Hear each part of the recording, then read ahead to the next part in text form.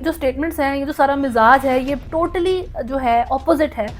Peshawar high court کے مزاج سے، جسٹس ابراہیم خان کے مزاج سے، جیسے عدلیہ ورسز عدلیہ. یہ کویشچن ہے کہ 75 سالوں میں انڈیا کے اندر ایک بھی مسلم ریپرزنٹیٹیو یا لیڈر نہیں آیا.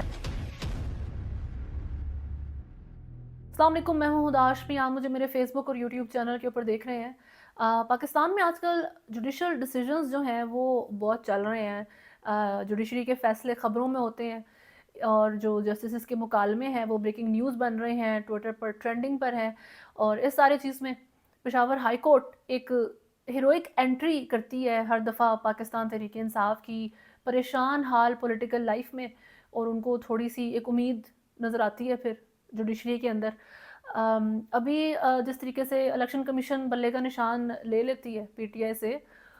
پہلی دفعہ جب انہوں نے لیا تھا تب پشاور ہائی کورٹ کے ڈیسیجن کے بعد وہ ریسٹور کر دیا. یہ الگ چیز ہے کہ کل پھر سے الیکشن کمیشن کے فیصلے کو بحال کر دیا، اور اس وقت انتخابی نشان بلہ پاکستان تحریک انصاف کے پاس نہیں ہے.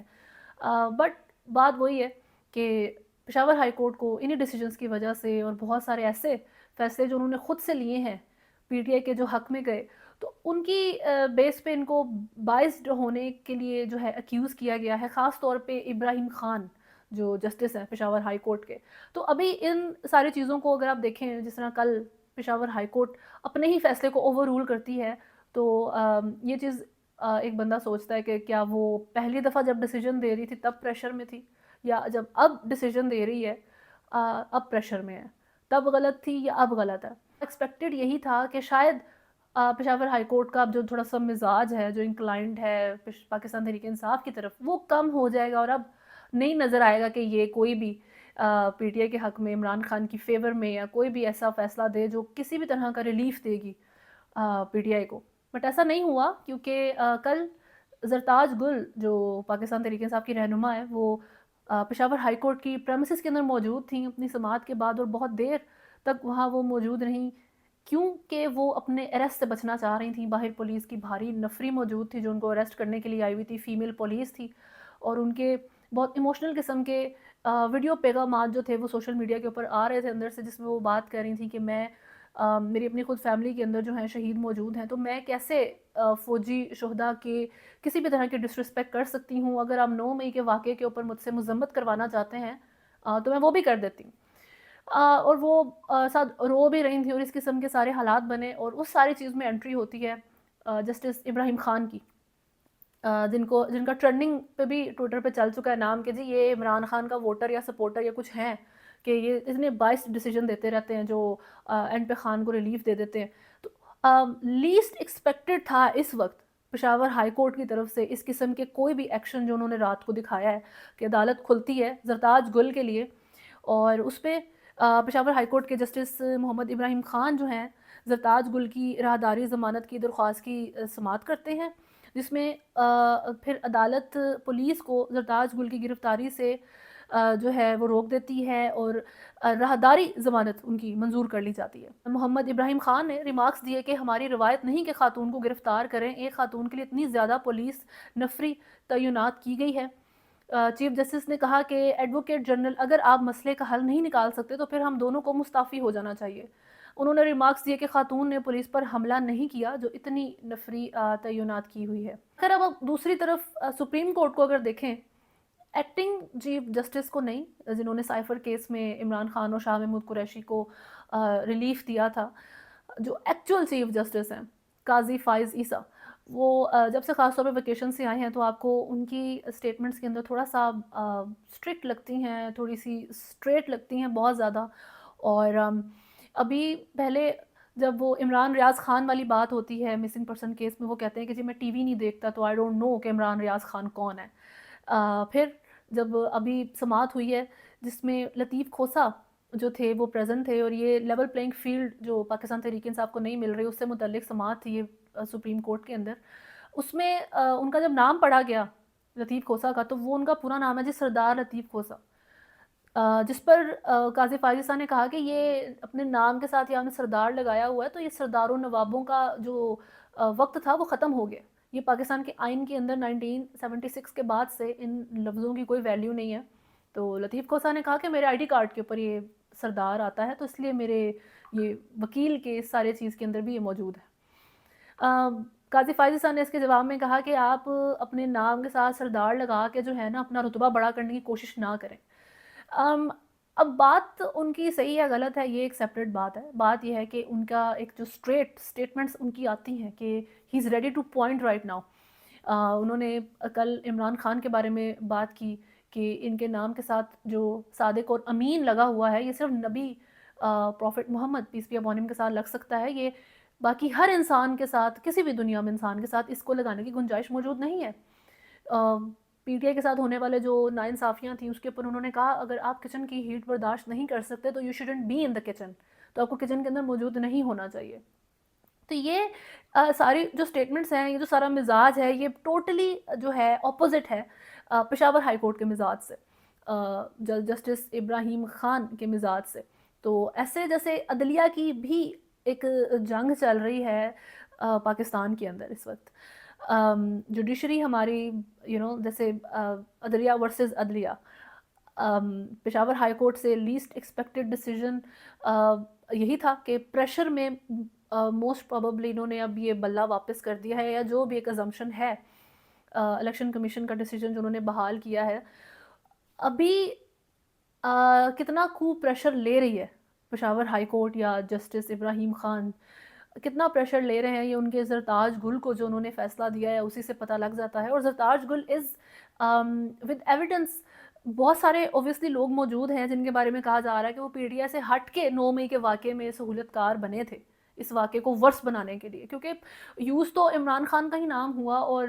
جو رائیول ہوتا ہے he is very good at reading you. Imran Khan کو ریڈ کرنا بہت آسان ہے کیونکہ وہ بولتے ہیں بہت، جو کام جیسے وہ کہتے تھے نا میں نواز شریف کا اے سی اتاروں گا جب یہ آئے گا، تو جب اس کو میں جیل میں ڈالوں گا۔ میرا پرسنل بلیو یہی ہے کہ زیادہ جو ہے بات کم کی جائے اور کام زیادہ کیا جائے، کیونکہ جب آپ کوئی کام بہت زیادہ بول دیتے ہیں، کسی چیز کے بارے میں بات کر دیتے ہیں، تو آپ اس کی پریکٹیکل ہونے کی جو چانسز ہوتے ہیں وہ آپ منیمائز کر رہے ہوتے ہیں خود سے۔ عمران خان یہ کام کرتے ہیں، بہرحال ان کی جو چیز تھی یہ بالکل ایکسپیکٹڈ ہے پاکستان تحریک انصاف کی طرف سے کہ وہ 9 مئی کے جس طرح کا انہوں نے ایک پروٹیسٹ کیا تھا وہ پروٹیسٹ ہوگا، اور وہ ہوا، اس کا فائدہ رائیول نے اٹھایا ہے۔ اس میں پی ٹی آئی کے علاوہ بھی لوگ موجود تھے جنہوں نے اس واقعے کو ورس کیا۔ اب زرتاج گل جو ہے وہ وہاں پر موجود ایک سہولت کار خود بھی بنی ہے ان ساری چیزوں کے اندر۔ ابھی ان کے ویڈیو بیانات بے شک ایسے ہی ہیں کہ جیسے لگ رہا ہے کہ انہوں نے تو شاید ہی وہ کچھ زندگی میں اس طرح کا کچھ نہیں کیا، ایسا ہے نہیں۔ تو پھر ایک کمپلیٹلی فیور ابراہیم خان کی طرف سے پی ٹی آئی کو مل جاتی ہے۔ اب مجھے اب کویشچن یہ آتا ہے اس ساری چیز کے اندر کہ اس میں پشاور ہائی کورٹ کے لیے فیوچر کیا ہوگا اور جوڈیشری کا فیوچر پاکستان میں ان کمنگ ڈیز کس طریقے سے بنتا ہے۔ اور سپریم کورٹ میں ویسے تو ڈیسیجن لے کر جانے لگی ہے پاکستان تحریک انصاف اپنے بلے کے نشان کو لے کے کہ وہ پشاور الیکشن کمیشن کے اس فیصلے کو وہاں پر چیلنج کرے گی، لیکن اس میں بھی آپ کے خیال میں کس حد تک کا فائدہ ہو سکتا ہے کہ ایک ہائی کورٹ کی طرف سے ایک دفعہ فیصلہ آتا ہے انتخابی نشان کو واپس دے دینے کا، لیکن election commission for whatsoever reason again contact کرتی ہے پشاور ہائی کورٹ کو، and Peshawar high court have to return it, جو ڈیسیجن تھا اس کو ریسٹور کرنا پڑتا ہے پشاور ہائی کورٹ کو۔ کون سے سرکمسٹانسز ایسے بنے کہ پشاور ہائی کورٹ کو ایسا کرنا پڑا؟ اور آپ کے خیال میں اس ٹائم پی ٹی آئی اگر سپریم کورٹ میں جاتی ہے اور جو اس ٹائم قاضی فائز عیسیٰ چیف جسٹس صاحب کا مزاج ہے، آپ کو لگتا ہے کہ وہ آپ کو آپ کا بلے کا نشان واپس دلوا دے گی؟ اس وقت یہ صرف پی ٹی آئی کا ایک مچ نیڈڈ موو ہے، ایک ریکوائرمنٹ ہے کہ جی ہاں جی ہم نے چیلنج کیا تھا۔ مینٹلی وہ کافی حد تک اس وقت ریڈی ہیں اس چیز کے لیے کہ ہمیں بلے کا جو نشان ہے وہ واپس نہیں ملنے والا، اور موسٹ پروبیبلی ہمیں جو ہے ہمارے امیدواروں کو آزاد امیدوار کے طور پر ہی الیکشن لڑنا پڑے گا، اور ہمارا اس سے ووٹر جو ہے وہ ڈسٹرب ہوگا۔ خیر فیض آباد دھرنا کمیشن میں جو آئی ایس آئی کے سابق سربراہ لیفٹیننٹ جنرل فیض حمید ہیں وہ کل بھی پیش نہیں ہوئے، وہ اس سے پہلے بھی ان کو ایک دفعہ بلایا تھا تب بھی وہ پیش نہیں ہوئے تھے۔ تو اب جو ہے ایک ویڈیو لنک کے تھرو ان کا بیان ریکارڈ کرنے کی تجویز کے اوپر غور کیا جا رہا ہے کہ شاید وہ اس طرح ہی وقت تھوڑا سا نکال لیں کمیشن کے لیے اور ان سے تعاون کر لیں، چانسز اس کے بھی تھوڑے کم ہی ہیں۔ ابھی عمران خان باجوہ صاحب سے کہہ رہے تھے کہ باجوہ صاحب کے بارے میں کہہ رہے تھے ہیئرنگ کے دوران کورٹ کو کہ آپ ان کو ایز اے وٹنس انوائٹ کریں کورٹ میں. وہ اس وقت آپ کی کال کا بھی شاید جواب نہ دیں، لیٹ الون کہ وہ فزیکلی کسی قسم کی کورٹ کے اندر حاضری لگوائیں. تو ایسی ایکسپیکٹیشن رکھنا بھی جب وہ عمران خان ہی رکھ رہے ہوں تو ایک بے وقوفی ہے، اس سے زیادہ کچھ نہیں ہے. خیر تھوڑی سی بات کر لیتے ہیں کراس بارڈرز کی، انڈیا کے بارے میں. ابھی انڈیا میں ایک ویڈیو ہے جو وہاں کے جو مسلمان ہیں ان میں بہت وائرل ہوئی ہوئی ہے، ان کے واٹس ایپ گروپس میں بہت زیادہ چل رہی ہے، اور وہ ہے جن سوراج نامی تنظیم کے جو سربراہ ہیں پرشانت کشور، ان کی یہ کوئی 1 منٹ کی ویڈیو ہے، اور اس میں بیسیکلی وہ مسلمانوں کے ہی ایک جو کانفرنس ہو رہی تھی یا جو بھی اجلاس ہو رہا تھا اس سے خطاب کرتے ہوئے بات کر رہے ہیں، اور وہ کہہ رہے ہیں کہ جی 18% کی قوم ہے، کوئی تو وجہ ہوگی کہ آپ کا ملک میں کوئی رہنما نہیں ہے. 18% کے حساب سے آپ انڈونیشیا کے بعد انڈیا میں سب سے بڑی قوم ہے. اتنی بڑی آبادی اور آپ کا کوئی رہنما ہی نہیں ہے، کوئی سماج سے کھڑا ہی نہیں ہوا، تو کہیں نہ کہیں آپ کی سیاسی سوچ میں کمی ہے. مطلب یہ ہے کہ جی انڈونیشیا سب سے بڑی مسلم پاپولیشن والی کنٹری ہے، اور اس کے بعد جو سب سے زیادہ مسلم پاپولیشن کسی ملک کے اندر اگر ہے تو وہ انڈیا ہے. وہ وہاں حالانکہ مائنورٹی میں ہے لیکن دنیا میں دوسری بڑی مسلم پاپولیشن وہاں پر پائی جاتی ہے، اور وہ اس بارے میں ایک ہندو اس ٹائم اس بارے میں بات کریں، ریگارڈلیس کہ کون بات کر رہا ہے، بات کیا کر رہا ہے اس پہ فوکس کریں کہ آپ کی اتنی بڑی پاپولیشن کے بعد اور پھر 75 سال سے آزادی ہوئے ملک کو سیپریٹ ہوئے، اس ساری چیز کے بعد بھی آپ جو ہے کسی بھی آج تک آپ کا رہنما جو ہے وہ نہیں آ پایا فرنٹ پہ کہ آپ کو وہ ریپرزینٹ کر سکے، آپ کو وہ لیڈ کر سکے. اس طرح کے اس ساری یہ ویڈیو تھی جس کے بارے میں جو فردر ایک اسسٹنٹ پروفیسر اور معروف کالم نگار زین شمس ان سے بات کی گئی، تو انہوں نے اس کے بارے میں یہ بتایا کہ جو مسلمان ہیں انڈیا میں رہنے والے، وہ شروع سے اس مائنڈ سیٹ کے ساتھ رہے ہیں جب سے پاکستان سے انڈیا کی سپریشن ہوئی ہے کہ یہ ایک سیکولر ملک ہے، اور یہاں پر مین فوکس یہی ہے کہ ہم نے ہندوؤں کے ساتھ کو ایگزسٹ کرنا ہے اس سیکولر ملک کے اندر. تو ہمارا جو مین فوکس وہ یہی ہونا چاہیے، اور یہی ہے کہ ایسے بندے کو سپورٹ کیا جائے جو ایز اے کنٹری اس کی اکانومی کو بہتر کرے، یہاں پہ رہنے کی جو فیسلٹیز ہیں اس کو بہتر کرے، اور مسلمانوں کے رائٹس کو جو ہے نا وہ سنب نہ کرے. اس ساری چیز کے ساتھ وہ 75 سالوں سے مسلمان انڈیا کے رہ رہے تھے، اور انہوں نے کبھی بھی اپنے اندر اس طرح کی تربیت لانے کی کوشش ہی نہیں کی کہ ہمیں کبھی بھی ایسے لیڈر کی ضرورت پڑے گی جو ہمیں ریپرزینٹ کرے. لیکن ایک ان ایکسپیکٹڈ ٹرن آیا ہے انڈیا کے اندر، اور وہ یہ ہوا کہ آہستہ آہستہ کر کے انڈیا ایک مذہبی ملک بننا شروع ہو گیا ہے جو کہ ہندو ہے. بس اس کو ڈکلیئر کرنا رہ گیا ہے. اس وقت انڈیا ایک جو ہے بھارت بالکل ایک ہندو اسٹیٹ بننے کی ساری ریکوائرمنٹس کو پورا کر چکا ہے، جو کہ ایک ان ایکسپیکٹڈ موو تھا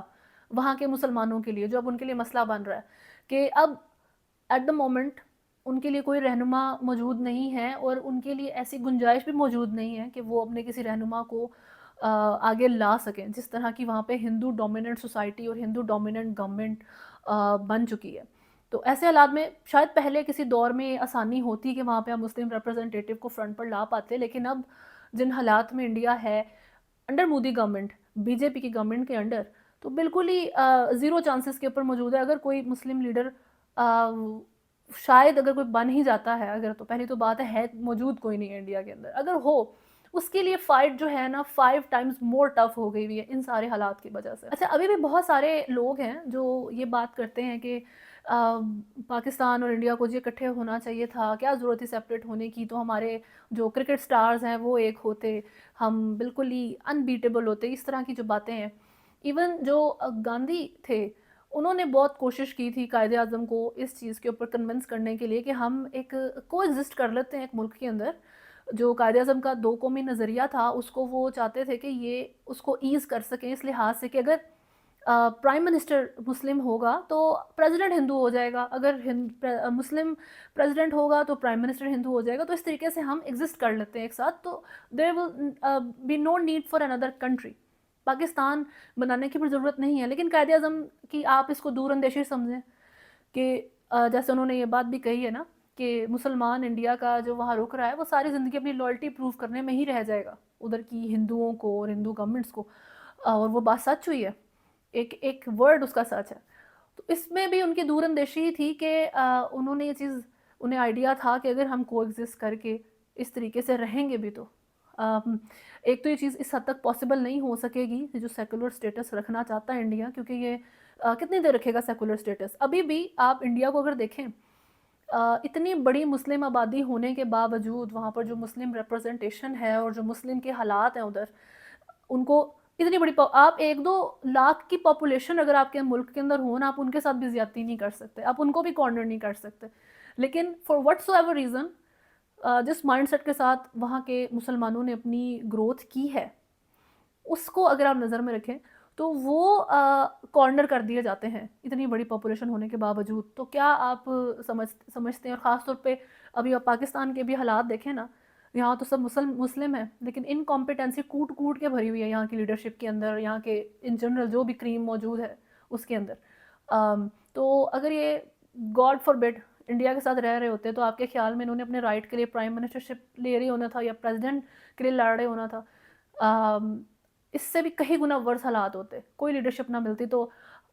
ये अच्छा ही था कि जो भी डिसीजन हुआ सेपरेशन का, लेकिन जो मुस्लिम इस टाइम मौजूद हैं, ये क्वेश्चन है कि 75 सालों में इंडिया के अंदर एक भी मुस्लिम रिप्रेजेंटेटिव या लीडर नहीं आया आज तक। खैर,